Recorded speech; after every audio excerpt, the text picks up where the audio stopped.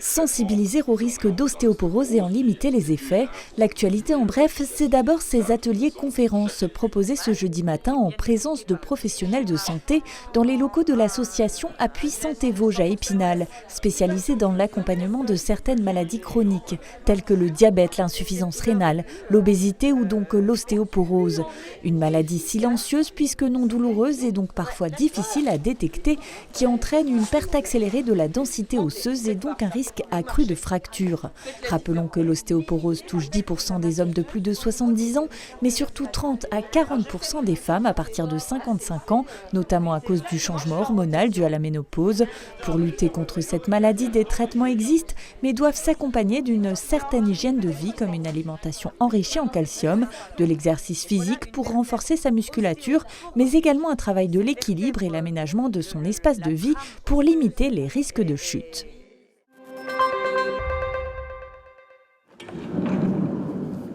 Petite immersion dans la chambre froide de la Banque alimentaire des Vosges qui ouvrait ce mercredi après-midi les portes de ses locaux de 1300 mètres carrés à Dévillers. Une opération à destination du grand public pour mieux comprendre comment fonctionne le premier réseau d'aide alimentaire de France.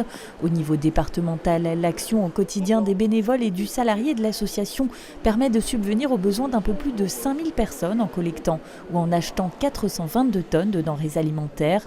Et la petite famille des Gilets Orange lance un appel aux personnes intéressées pour venir donner un coup de main, notamment en vue de la collecte nationale au mois de novembre.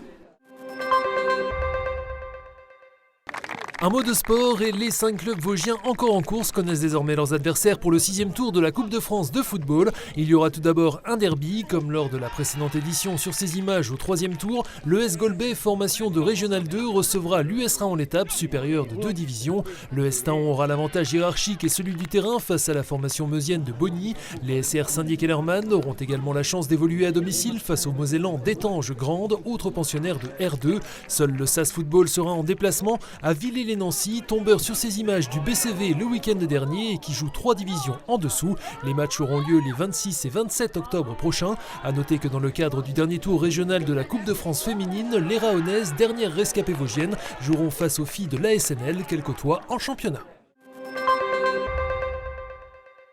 Ah oui, allez, Poupino, je vous retiens pas. À bientôt. Vous me direz si ça lui va à votre fille. Avec des anecdotes et des personnages familiers à chacun d'entre nous, elle a facilement capté l'attention du jeune public ce jeudi après-midi à la Louvière à Épinal. Le seul en scène, Élise, proposé par les Amis du Théâtre Populaire, est un véritable double fictionnel de son autrice et comédienne, Élise Noireau, dont on partage la vie de 9 à 19 ans. Un récit drôle et universel découpé en trilogie. C'était ici la première partie, l'enfance, les deuxième et troisième, l'adolescence et l'entrée dans l'âge adulte, nommé au Molière 2022, se joue ce jeudi à 19h. C'est pas ma passion, moi, tu vas m'occuper de la bouffe dans la vie, alors je suis désolée. Hein, peut-être que les mères de tes copines, c'est leur passion, d'être femme au foyer, mais pas moi, tu vois. Je suis pas l'esclave ici. Hein, j'ai besoin de penser un peu à moi, tu vois, parce que sinon, y a personne pour y penser.